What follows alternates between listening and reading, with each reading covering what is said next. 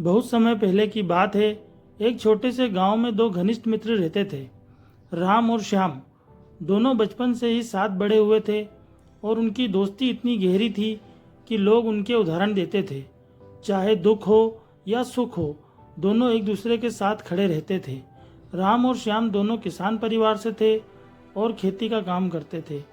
गांव के पास एक बड़ा जंगल था जहां राम और श्याम अक्सर अपने पशुओं को चराने के लिए ले जाया करते थे। एक दिन दोनों जंगल में गए थे और वहां उन्हें एक विशाल पेड़ के नीचे बैठने का मन हुआ। दिन भर की मेहनत के बाद वे थक चुके थे और पेड़ की छांव में आराम कर रहे थे। अचानक राम की नज़र एक चमचमाते पत्थर पर पड़ी। वो उत्सुकता से उठकर उस पत्थर के पास गया और देखा कि वह एक सोने का सिक्का था। राम ने सोचा कि इस सिक्के से वह अपनी गरीबी दूर कर सकता है। उसने श्याम से कहा, देखो श्याम, मुझे एक सोने का सिक्का मिला है, हम इसे आधा आधा बांट लेते हैं। श्याम ने मुस्कुराते हुए कहा, राम, हमें इस सिक्के को खुद तक नहीं रखना चाहिए, यह किसी का खोया हुआ हो सकता है। हमें इसे गांव के मुखिया को सौंप देना चाहिए ताकि वह इसका असली मालिक ढूंढ सके। राम को श्याम की बात ठीक लगी, लेकिन उसके मन में लालच ने घर कर लिया। वह सोचने लगा कि अगर वो श्याम को इस सिक्के से दूर कर दे तो वह सारा सोना अपने पास रख सकता है। राम ने श्याम से कहा, श्याम, मुझे लगता है अब हमें घर चलना चाहिए, बहुत देर हो चुकी। घर पहुंचकर बाद में इस सिक्के को हम मुखिया को दे देंगे, तब तक इसे मेरे पास ही रहने दो। श्याम को कोई आपत्ति नहीं थी क्योंकि वह राम पर पूरा विश्वास करता था। उन्होंने सोने का सिक्का राम के पास छोड़ दिया और गांव की ओर लौटने लगे। रास्ते में राम ने सोचा कि श्याम के बिना वह इस सोने का सारा आनंद उठा सकता है। वह श्याम से पीछा छुड़ाने का तरीका सोचने लगा। राम कुछ सोच ही रहा था कि अचानक उन्हें रास्ते में एक बड़ा भालू दिखा। भालू को देखकर दोनों घबरा गए। राम ने तुरंत एक पेड़ पर चढ़ने का फैसला किया क्योंकि उसे पता था कि भालू पेड़ पर नहीं चढ़ सकता और उसे श्याम से पीछा छुड़ाने का तरीका भी मिल गया था। वह सोचने लगा कि अगर श्याम को कुछ हो जाता है तो उसे सारा सोना मिल सकता है। इसीलिए वह बिना श्याम की मदद किए पेड़ पर चढ़ गया।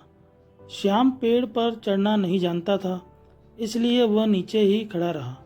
उसने सोचा कि अब राम उसे छोड़कर भाग गया है और उसे ही अपनी जान बचानी होगी। श्याम ने सुना था कि अगर कोई इंसान मरने का नाटक करे तो भालू उसे नुकसान नहीं पहुंचाता। उसने जमीन पर लेटकर अपनी सांसें रोक ली और मरने का नाटक किया।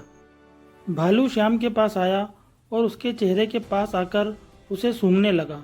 कुछ देर बाद भालू वहां से चला गया क्योंकि उसे लगा कि श्याम मर चुका है।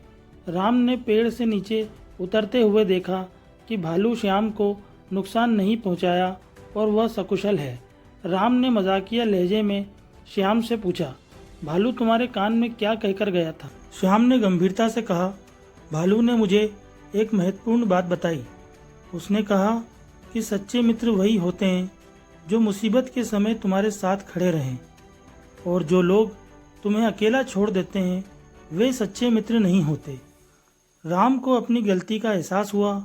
उसे समझ में आ गया कि लालच और स्वार्थ ने उसे सच्ची दोस्ती से दूर कर दिया था। उसे अपने किए पर बहुत पछतावा हुआ।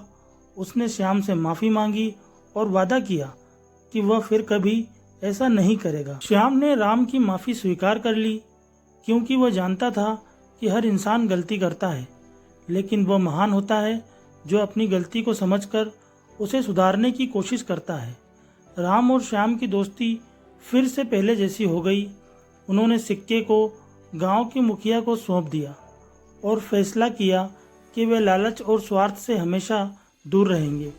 उनकी इस ईमानदारी की चर्चा पूरे गांव में हुई और लोगों ने उनकी सच्ची दोस्ती की तारीफ की। इस कहानी से हमें यह सीख मिलती है कि सच्ची मित्रता का कोई मूल्य नहीं होता, और जब हम अपने स्वार्थ और लालच को छोड़कर दूसरों की भलाई के बारे में सोचते हैं तब हमें सच्ची खुशी मिलती है। दोस्त वही होते हैं जो मुसीबत के समय साथ खड़े रहें और जिन पर हम पूरा भरोसा कर सकें।